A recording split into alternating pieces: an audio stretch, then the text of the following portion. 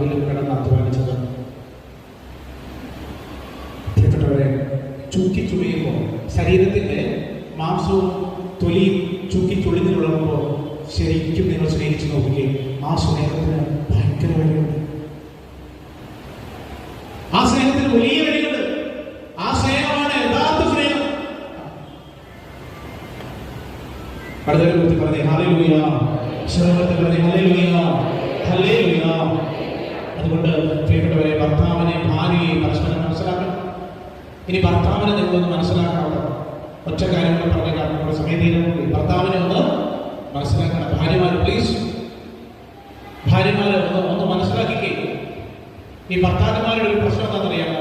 പല കാര്യവും തുറന്ന് പറയാറില്ല. പല കുടുംബത്തിലും കടം കയറി മൂടി നിൽക്കുമ്പോഴും ചില കുടുംബത്തിലെ ഭാര്യമാർ അറിയില്ല. എന്നിട്ട് ഭാര്യമാർ വന്നിട്ട് പറയും,